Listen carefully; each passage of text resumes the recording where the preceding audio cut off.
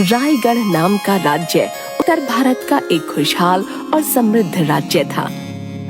रायगढ़ की प्रजा खुशहाली का जीवन जीती थी, क्योंकि वहाँ के महाराज भैरव सिंह अपनी प्रजा का बहुत अच्छे से ख्याल रखते थे। उनके शासनकाल में राम राज्य स्थापित था। रायगढ़ की शान थी वहाँ की स्वर्ण नदी। रायगढ़ की स्वर्ण नदी के चर्चे दूर दूर के राज्यों तक थे। स्वर्ण नदी केवल नाम की स्वर्ण नदी नहीं थी, बल्कि नदी के नीचे से स्वर्ण निकलना आम बात थी और केवल राजा ही उस स्वर्ण का उत्तराधिकारी था। भैरव सिंह उस सारे स्वर्ण का इस्तेमाल अपनी प्रजा की उन्नति और भलाई के लिए करता था। एक शाम राजा भैरव सिंह अपने शस्त्र गृह में शस्त्र निरीक्षण कर रहे थे। शस्त्र गृह के सभी अस्त्र शस्त्र वक्त से पहले पूर्ण रूप से तैयार रहने चाहिए। महाराज, आपके आदेशानुसार शस्त्र गृह के सारे शस्त्र हर माह निरीक्षित किए जाते हैं। अति उत्तम। तभी उनका महामंत्री वहाँ आता है। महाराज की जय हो। मंत्री जी, आप बहुत परेशान प्रतीत हो रहे हैं, क्या बात है? महाराज, राज दरबार में जाकर बातचीत करना उचित होगा। परेशानी मुझ तक होती तो अच्छा होता, परंतु परेशानी हमारे रायगढ़ पर आन पड़ी है। बताइए, ऐसा क्या हो गया? हमारी प्रजा को तो कोई समस्या नहीं हुई, क्या किसी का दुस्साहस हुआ हमारे रायगढ़ पर बुरी नजर रखने का? समस्या हमारी संपूर्ण प्रजा और रायगढ़ की है। ऐसा क्या हो गया मंत्री जी? साफ साफ लफ्जों में बताइए।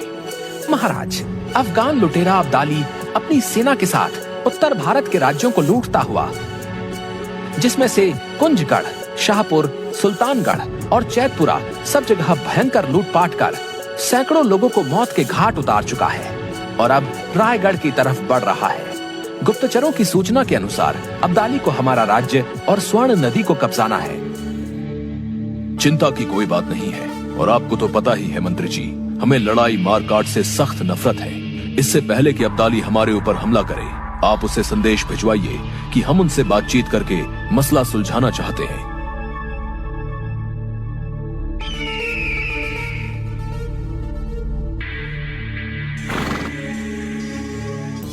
अगर रायगढ़ की स्वर्ण नदी और रायगढ़ की गद्दी पर हम कब्जा कर लें, तो समझो हमसे ज्यादा दौलतमंद और कोई नहीं। बिल्कुल दुरुस्त फरमाया शहंशाह। सुना है उस स्वर्ण नदी से इतना सोना निकलता है जिससे हम अपने सब पड़ोसी राज्यों से दौलतमंद हो जाएंगे। करीमुद्दीन, तुम जाओ और भैरव सिंह को आत्मरक्षा के एक अवसर का प्रस्ताव रखो। अगर माना तब ठीक, अगर ना माना तो हम आज रात को ही हमला कर देंगे। तभी अब्दाली का खास सेनापति करीमुद्दीन महाराज से मिलने की अनुमति चाहता है। महाराज, अब्दाली का सेनापति आपसे मिलना चाहता है। उसे अंदर लेकर आओ। करीमुद्दीन दरबार में आता है। महाराज की जय हो। महाराज, मैं करीमुद्दीन, शहंशाह अब्दाली का गुलाम।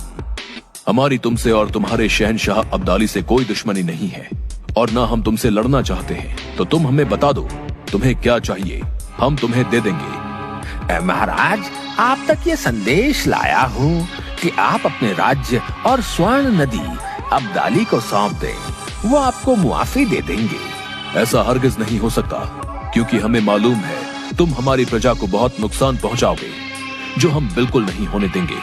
और एक राजपूत शासक के होते हुए एक लुटेरे से भयभीत हो जाएं, कदापि नहीं। महाराज, हमें तो आपकी गद्दी चाहिए, और वो तो हम लोग हासिल कर ही लेंगे। चुप कर तुच्छ लुटेरे, अगर तू दूत बनकर ना आया होता तो अभी तक तेरा सर धड़ से अलग होता। बाहर कर दो इसको हमारे राज्य की सीमा से। करीमुद्दीन को सैनिक राज्य की सीमा से बाहर कर देते हैं। ये तो बहुत बड़ी समस्या हो गई मंत्री जी, और हमारे पास समय भी ज्यादा नहीं है युद्ध की तैयारी करने के लिए। चिंता की बात तो है महाराज, लेकिन हमें कुछ करना होगा, और वो भी जल्द से जल्द। इसका एक ही समाधान है, हमारा सेनापति दिलावर को माँ काली की तपस्या से उठाना होगा। लेकिन महाराज, दिलावर अभी एक सप्ताह तक तपस्या में ही लीन रहने का प्रण ले चुके हैं। जो भी हो, इस मुश्किल की घड़ी में हमारा शूरवीर योद्धा दिलावर ही रायगढ़ की ढाल है। जाओ और जाकर दिलावर को क्षमा याचना के साथ तपस्या से उठाइए। जैसी आपकी इच्छा महाराज। मंत्री जी अपने कुछ सिपाहियों के साथ गुफा में बने माँ काली के मंदिर में पहुँचते हैं। दिलावर तपस्या में लीन है। ओम क्राम क्रीम क्रूम कालिके स्वाहा।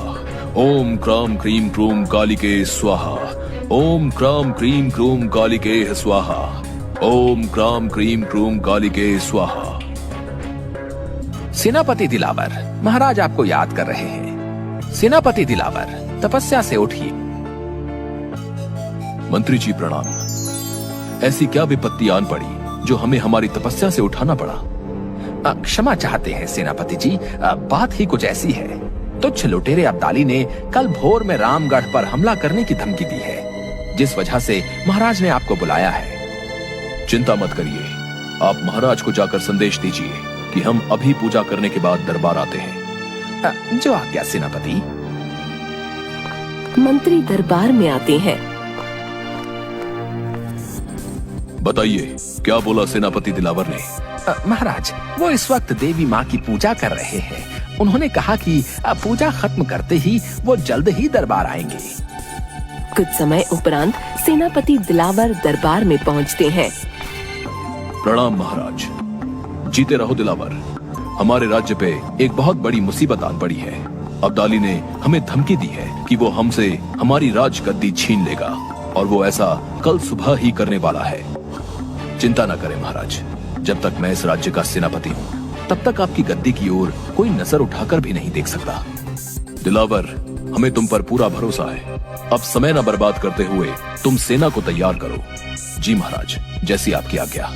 मैं अपनी विशेष सेना की टुकड़ी के साथ युद्ध नीति तैयार करता हूँ। आप आशीर्वाद दीजिए। हमारा आशीर्वाद हमेशा तुम्हारे साथ है दिलावर। विजयी भव। दिलावर महाराज को प्रणाम करके वहाँ से चला जाता है। अपनी सेना की विशेष टुकड़ी के साथ युद्ध नीति पर वार्ता करते हैं। इतने में एक सिपाही दौड़ता हुआ दिलावर के पास आता है और कहता है, सेनापति दिलावर, हमारे ऊपर अब्दाली ने हमला कर दिया है। क्या इतनी रात को? लेकिन सूचना तो कल सुबह की थी। सेनापति, वो अपनी सेना के साथ राज्य में घुस आया है और लोगों को मार रहा है। युद्ध भी युद्ध नीति से नहीं कर रहा है ये कायर। इसको इसी के तरीके से हराना होगा। फिर दिलावर घोड़े पर बैठकर युद्ध के मैदान के लिए रवाना हो जाता है। वहाँ पहुंचकर वो देखता है अब्दाली अपने हाथी रथ पर सवार है और हाथी के पैरों के नीचे कई प्रजावासियों को कुचलता हुआ आगे बढ़ रहा है। कई लुटेरे घरों से औरतों से जेवर और धन लूट रहे हैं। बुजुर्गों को बेरहमी से मार रहे हैं। रुक दुष्ट लुटेरे, तेरे पापों का घड़ा भर चुका है। इन मासूम लोगों पर अत्याचार कर अपने आप को शूरवीर समझ रहा है। मुकाबला कर मेरा। सुभान अल्लाह, कोई तो है इस राज्य में जो लड़ने को आया। मैंने तो सोचा था आज रथ से नीचे आने का अवसर ही नहीं मिलेगा। अब्दाली को तुम्हारा हौसला पसंद आया। बातों से समय व्यर्थ न कर अब्दाली, अब अपना पराक्रम दिखा। सेनापति दिलावर घोड़े से उतरकर नीचे आ जाते हैं।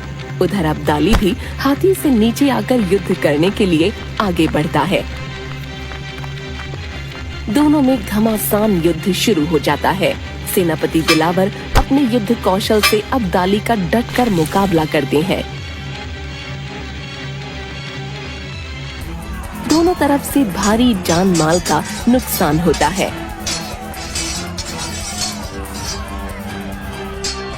लड़ाई होते हुए सुबह हो जाती है और एक तरफ जहां अब्दाली बुरी तरह से थक चुका था, उसको अपनी हार सामने नजर आ रही थी। तभी अब्दाली के चहीते सेनापति करीमुद्दीन ने पीछे से दिलावर पर तलवार चला दी, जिससे सेनापति दिलावर घायल हो गए।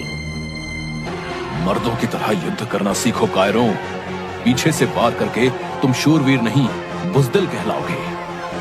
तभी थका हारा अब्दाली दिलावर पर वार करने वाला होता है कि दिलावर नीचे बैठ जाता है, जिससे अब्दाली की तलवार करीमुद्दीन का सीना फाड़ कर निकल जाती है। और अब्दाली हक्का बक्का रह जाता है। दिलावर अपनी मूंछ को ताव देकर अपने ही सीने में घुसी तलवार निकालता है। जय मां भवानी।